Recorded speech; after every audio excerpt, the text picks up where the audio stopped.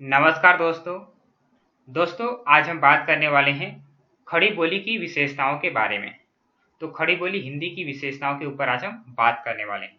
दोस्तों यह topic UGC net और सेट के सिलेबस में रखा गया है। इसके साथ ही एमए के भी सिलेबस में यह टॉपिक है। तो दोस्तों इससे पहले हमने भाषा विज्ञान के ऊपर कुछ वीडियो बनाए थे, जिसमें हमने देखा था कि हिंदी की ऐतिहासिक पृष्ठभूमि, उसके अंदर हमने देखा कि हिंदी की उत्पत्ति कैसे हुई है, उसका विकास कैसे हुआ है, इसके ऊपर हम चर्चा कर चुके हैं।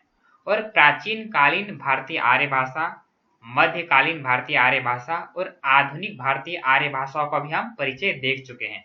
अगर आपने उन वीडियो को नहीं देखा है तो हमारे चैनल के प्लेलिस्ट में जाके आप उन वीडियो को देख सकते हो। तो आइए दोस्तों शुरू करते हैं। उससे पहले अगर आप हमारे चैनल पर नए हैं तो हमारे चैनल को सब्सक्राइब कर लीजिए, ताकि जब हम नया वीडियो बनाएं तो उसका नोटिफिकेशन आप तक पहुंच सके। दोस्तों यह काफी महत्वपूर्ण टॉपिक है, खड़ी बोली हिंदी की विशेषताएं। तो इसकी उत्पत्ति सौर श्रेणी अपभ्रंश से हुई है। तो आप लोगों को यह बात ध्यान में रखना है कि जो खड़ी बोली हिंदी है, इसकी उत्पत्ति सौर श्रेणी अपभ्रंश से हुआ है। दोस्तों हिंदी जो भाषा है, तो हिंदी भाषा 18 बोलियों से मिलकर बनी हुई है।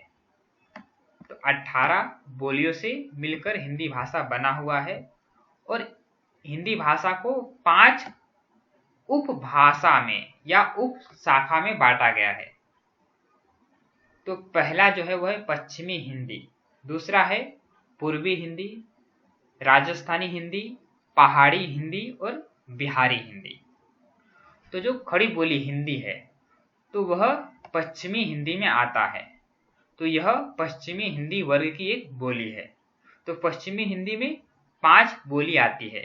एक है खड़ी बोली हिंदी, इसका एक और नाम है जिसे हम कौरवी नाम से जानते हैं। तो खड़ी बोली हिंदी को कौरवी नाम से भी जाना जाता है। तो पश्चिमी हिंदी में खड़ी बोली हिंदी के अलावा ब्रजभाषा, हरियाणवी, बुंदेली और कनौजी बोली भी आती है।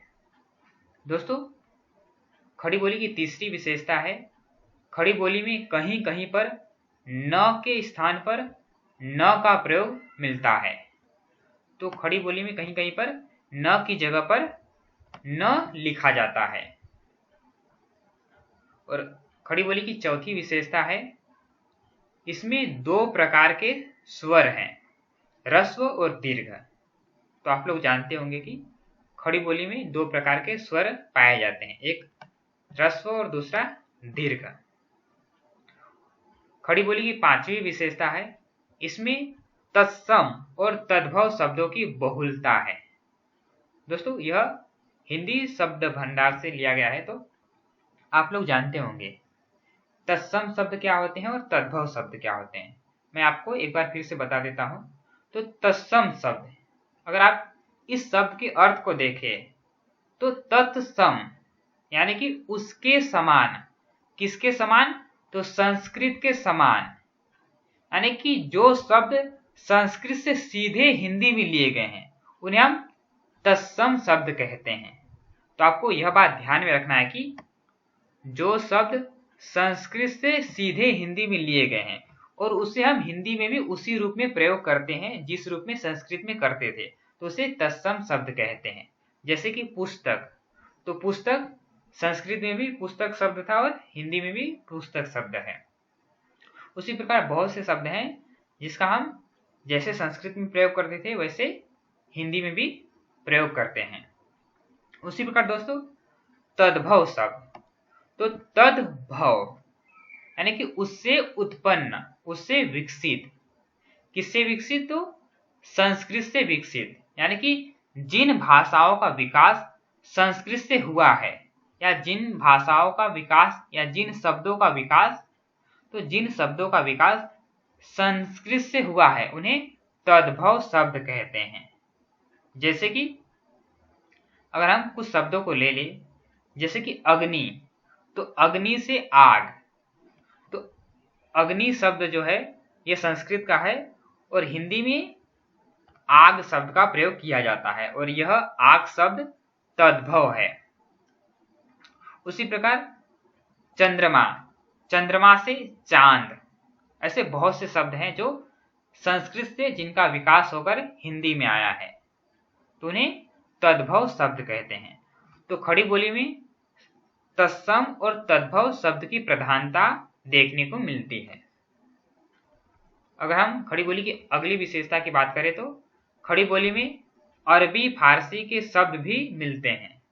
तो आप लोग जानते होंगे दोस्तों कि खड़ी बोली हिंदी, जिस हिंदी का प्रयोग आज हम करते हैं, तो उसमें अरबी और फारसी के शब्दों का प्रयोग देखने को मिलता है। दोस्तों, आप लोगों ने प्रेमचंद के साहित्य को पढ़ा होगा, उनके कहानियों, उनके उपन्यासों को पढ़ा होगा, तो आप लोगों को पता होगा कि प्रेमचंद ने उर्दू के शब्दों का, अरबी और फारसी के शब्दों का काफी प्रयोग किया है अपने साहित्य में। तो आपको यह ध्यान में रखना है कि खड़ी बोली की एक विशेषता है कि इसमें अरबी और फारसी के भी बहुत से शब्दों का प्रयोग देखने को मिलता है।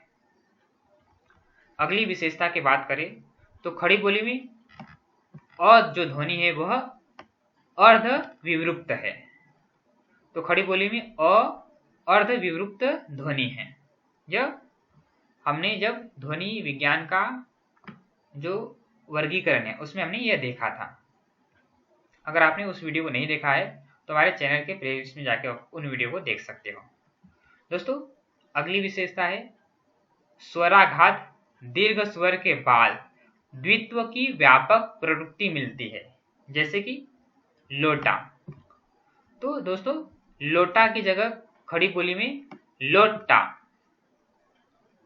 यह जो ग्रामीण खड़ी बोली है उसकी एक विशेषता है, इसमें जो स्वराघात है तो उसमें दीर्घ स्वर के बाद द्वित्व की व्यापकता है। यानी कि जैसे कि यहाँ पर लोटा है तो यहाँ पर जो ट है तो ट में एक आधा ट जुड़ गया है, यानी कि लोटा। उसी प्रकार धोती की जगह धोती, बेटा की जगह बेटा। तो यह जो खड़ी बोली हिंदी है उसकी एक विशेषता है। दोस्तों, खड़ी बोली हिंदी के दो रूप देखने को मिलते हैं। पहला रूप जिसका आज हम प्रयोग करते हैं, जिसे हम कहते हैं मानक भाषा या साहित्यिक खड़ी बोली, और दूसरी जो ग्रामीण खड़ी बोली है। तो यह ग्रामीण खड़ी बोली की एक विशेषता है कि यहाँ पर जब ग्रामीण में लोटा शब्द का प्रयोग किया जाता है तो यहाँ पर लोटा की जगह लोटा, फिर धोती की जगह धोती, बेटा की जगह बेटा। तो यहाँ पर जो स्वराघात है तो इसमें दीर्घ स्वर के बाद द्वित्व की प्रधानता देखने को मिलती है, यानी कि आप देख सकते हो यहाँ पर लोटा। तो अगली विशेषता है दोस्तों साहित्यिक हिंदी के ए, ऐ, औ ग्रामीण खड़ी बोली में ए, ओ रूप मिलते हैं। तो यह जो ग्रामीण खड़ी बोली हिंदी है उसकी विशेषता है। जैसे कि आप देख सकते हो बैठ, तो बैठ में दोस्तों बैठ की जगह यहाँ पर बेट, है की जगह हे, पैर की जगह पेड़, और की जगह और। तो यानी कि कह सकते हैं कि जो साहित्यिक हिंदी है, आज की हिंदी है, उसमें हम बैठ लिखते हैं, परंतु जो ग्रामीण खड़ी बोली है उसमें बैठ की जगह लोग बेट शब्द का प्रयोग करते हैं और है की जगह हे का प्रयोग करते हैं। उसी प्रकार पैर की जगह पेड़ का प्रयोग करते हैं और की जगह और का प्रयोग करते हैं। तो दोस्तों, यह था खड़ी बोली हिंदी की विशेषताएं। दोस्तों, इसके बाद हम देखेंगे ब्रज भाषा और अवधी भाषा की क्या विशेषताएं रही है। दोस्तों, हमने कोशिश की है कि आपको एकदम आसान से आसान शब्दों के माध्यम से आपको समझाया जाए, क्योंकि जो साहित्य की भाषा है उसे समझने में थोड़ी सी कठिनाई आती है। इस बात को हम ध्यान में रखते हुए आपको कोशिश कर रहे हैं कि आसान भाषा में आपको हम अपनी बात समझाएं। दोस्तों, अगर आपको यह वीडियो पसंद आए तो वीडियो को लाइक कीजिए, चैनल को सब्सक्राइब कीजिए और दोस्तों के साथ शेयर कीजिए। धन्यवाद।